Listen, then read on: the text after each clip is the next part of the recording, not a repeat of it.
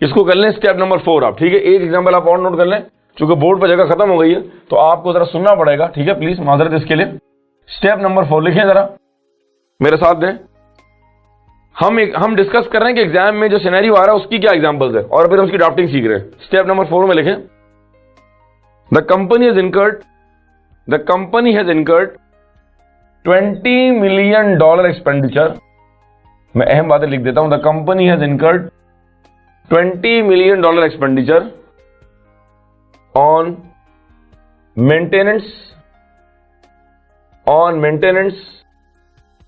maintenance of property, plant and equipment. The company has incurred $20 million expenditure on maintenance of property, plant and equipment. सवाल में ये लिखा हुआ है कि हमने $20 million का खर्चा किया है, या तो ऐसे लिखा हुआ है या लिखा हुआ है $20 million expenditure has been incurred and has been capitalized by CFO। सुन लीजिएगा प्लीज। सवाल में या तो ऐसे लिखा हुआ है या ऐसे लिखा हुआ है। सवाल में लिखा हुआ है $20 million expenditure on maintenance of PPE has been incurred, या सवाल में लिखा हुआ है कि $20 million expenditure has been done on PPE and the same has been capitalized by CFO। दोनों सूरतों में क्या रिस्क है, जरा मुझे बताएं आप। सर जब आपने $20 million का खर्चा किया होगा तो इसमें कुछ होगा खर्चा तुम्हारा रेवेन्यू नेचर का और कुछ तुम्हारा खर्चा होगा कैपिटल नेचर का, तो क्या रिस्क है? अगर तुमने जिसको चार्ज ऑफ करना था उसको कैपिटलाइज कर दिया, जिसको कैपिटलाइज करना था उसको चार्ज ऑफ कर दिया, तो क्या रिस्क है? यानी कि जिसको आपको चार्ज ऑफ करना था उसको आपने कर दिया कैपिटलाइज, और जिसको आपको कैपिटलाइज करना था उसको आपने कर दिया चार्ज ऑफ। तो then there is a risk of both property, plant, equipment and profit being over और अंडरस्टेटेड। तो वन सेकेंड इसकी ड्राफ्टिंग कैसे होगी? आप सबसे पहले आइडेंटिफाई करेंगे और आप बताएंगे कि कंपनी ने $20 million का एक्सपेंडिचर किया है, जिसको सारा के सारा आपने कर दिया कैपिटलाइज, के सारा का सारा आपने बैलेंस शीट में रिकॉर्ड कर दिया। अब आप बताएं रिस्क। अब रिस्क की वर्डिंग लिखें प्लीज जरा। If the company incorrectly classifies, लिखें, मैं लिखवा रहा हूं आपको। If the company incorrectly classifies between revenue capital expenditure, if the company incorrectly classifies between revenue and capital expenditure, then there is a risk that both PPE property, plant, equipment, then there is a risk that both PPE and profit could either be overstated or understated. If the company incorrectly classifies between capital and revenue expenditure, then there is a risk that both PPE and profit could either be overstated or understated। बात समझ आई है? देखिए one second, आपने जिक्र किया PPE का और आपने बताया अकाउंट्स पे इम्पैक्ट। अब यहां पर दोनों की बात आ गई है, क्योंकि बैलेंस शीट का आइटम भी आ गया है, पीनल भी आ गया। ऐसा मैंने वर्डिंग क्या इस्तेमाल की है? मैंने वर्डिंग इस्तेमाल की जनाब risk of under over statement. ठीक हो गया? ये हो गया जनाब स्टेप नंबर 4। अब आप नोट करें स्टेप नंबर 5। शाबाश। पूरा टॉपिक मैं स्टेप बाय स्टेप लेकर चल रहा हूं। Before we start to attempt an exam question, आप इन स्टेप्स से डेविएट बिल्कुल भी नहीं करेंगे। नोट करें स्टेप नंबर 4। और स्टेप नंबर 4 पहले उर्दू में समझें, फिर मैं आपको अंग्रेजी में लिखवाता हूं। Step number 5। अब मैं बताने जा रहा हूं मेरे प्यारे बच्चों स्टेप नंबर 5। आप सुने, हम जब रिस्क क्लासिफाई कर रहे होंगे, हम जब रिस्क यहां बता रहे होंगे, प्लीज सुनिएगा, हम जब रिस्क यहां बता रहे होंगे तो हमें रिस्क को IR, CR, DR में क्लासिफाई करने की जरूरत नहीं है।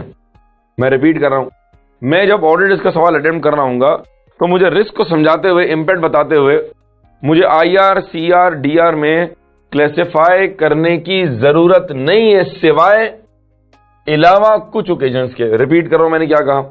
मैंने कहा कि जब मैं रिस्क बता रहा हूंगा तो मुझे IR, CR, DR में क्लासिफाई करने की जरूरत नहीं है, अलावा कुछ ओकेजन्स के।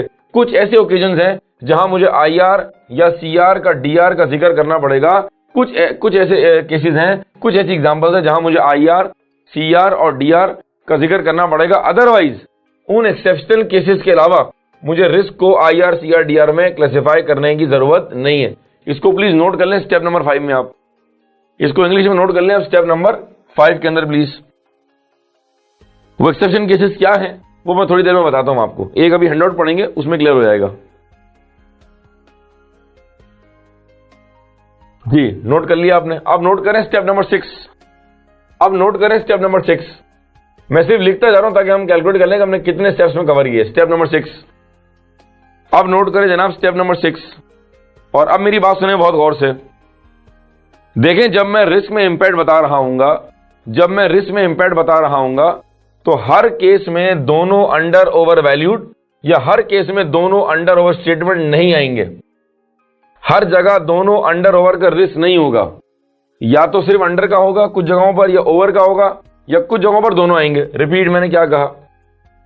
अगर आपने ये जुमला याद कर लिया कि जी हर जगह आपने लिख दिया कि there is risk of under over statement, तो मैं ये क्लेरिफाई कर रहा हूं कि हर जगह अंडर ओवर का वर्ड दोनों जगह इकट्ठे नहीं आएगा। यानी मिसाल के तौर पर there could be a case जहां सिर्फ अंडर स्टेटमेंट का रिस्क होगा, ठीक है। फिर मैंने कहा कि there could be a case जहां सिर्फ ओवर स्टेटमेंट का रिस्क होगा, और मैं कह रहा हूं there could be a case जहां ओवर अंडर दोनों आ जाएंगे, ठीक है जी। There could be a case जहां ओवर और अंडर स्टेटमेंट दोनों का रिस्क हो सकता है। अगर मैं आपको उसकी एग्जांपल दूं, आप दो एग्जांपल सुने और आपको बात समझ आएगी, ठीक है। मैं दोनों एग्जांपल यहां इस साइड पे कवर कर रहा हूं, प्लीज जरा यहां फोकस कीजिएगा, जगह थोड़ी कम है, प्लीज नोट कर लीजिएगा, ठीक है। सपोज करें सवाल में दिया हुआ है प्रोविजंस, सवाल में दिया हुआ है as compare to last year company ने प्रोविजन फॉर वारंटी बढ़ा दी है। As compare to last year company ने जो प्रोडक्ट आप बेचते हैं उस पर प्रोविजन फॉर वारंटी इस साल बढ़ा दिया आपने। अब चूंकि प्रोविजन एस्टीमेट पर बेस करता है, लिहाजा इसमें क्या रिस्क होगा? इसमें दोनों रिस्क हैं कि बिकॉज ऑफ रॉन्ग जजमेंट और wrong intentional judgement there is a risk of provision being over और अंडर वैल्यूड। इसका मतलब है प्रोविजन के केस में दोनों बातें हो गई, रिस्क ऑफ ओवर और under valuation, risk of over या अंडर वैल्यूएशन, ठीक हो गई बात। एग्जाम्पल नंबर 2 दे रहा हूं मैं आपको, ये हम कवर कर रहे हैं स्टेप नंबर 6, जिसमें मैंने कहा कि हर केस में दोनों अंडर ओवर नहीं आएंगे। हो सकता है कहीं सिर्फ अंडर स्टेटमेंट का रिस्क आ रहा हो सकता है कहीं सिर्फ ओवर का रिस्क आ रहा हो, और हो सकता है कहीं अंडर ओवर दोनों आ रहे हो। उसकी मैं एग्जाम्पल दे रहा हूं कि in the case of provision जैसा कि risk of under over valuation दोनों आ रहे होते हैं, ठीक है। अब इन कॉन्ट्रास्ट एग्जाम्पल दे रहा हूं मैं, सवाल में लिखा हुआ है कंपनी ने माल बाहर से मंगाया। सवाल में लिखा हुआ है कि आप माल दुबई से मंगाते हैं और दुबई से माल मंगाने में आपको लगते हैं 2 से 3 हफ्ते। सवाल में लिखा हुआ है आप दुबई से माल मंगाते हैं, दुबई से माल मंगाने में आपको लगते हैं 2 से 3 हफ्ते, और कंपनी ने माल का ऑर्डर दिया लेट से नवंबर की 18 तारीख को। अब इसमें रिस्क मुझे बताएं आप क्या है? इसमें रिस्क ये है कि आपने दुबई से माल का ऑर्डर तो दे दिया है, लेकिन ये रिस्क है कि माल अभी कराची पोर्ट पर पहुंचा नहीं है, माल अभी यहां पर पहुंचा नहीं है और आपने रिकॉर्ड कर दिया। अगर आपने रिकॉर्ड कर दिया तो इस केस में बोथ परचेजेस, सुनिएगा गौर से, both purchases and payables will be over valued. समझ आया? Both purchases and payables will be over valued. बच्चे गौर से खुद देख रहे हैं कि यहां पर अंडर का वर्ड इस्तेमाल नहीं हो रहा, क्योंकि यहां पर अंडर वैल्यूएशन का या अंडर स्टेटमेंट का रिस्क बनता ही नहीं है। यहां पर रिस्क है ओवरवैल्यूएशन का, कि अगर मैंने गोदाम में जो माल अभी नहीं पहुंचा है अगर मैंने रिकॉर्ड कर दिया तो risk of purchase and your payables being over valued. बात समझ आई है? ये मैंने कवर किया स्टेप नंबर 6। हमने बात का आगाज किया स्टेप नंबर 2 से, फिर मैंने आपको एग्जाम्पल लिखवाई स्टेप नंबर 3 में, फिर हमने स्टेप 4 कवर किया, फिर मैंने आपको स्टेप 5 बताया और हमने कवर किया स्टेप नंबर 6। इन सारी बातों को प्लीज नोट करें, एक बार रिवाइज करें एंड विल मूव फॉरवर्ड।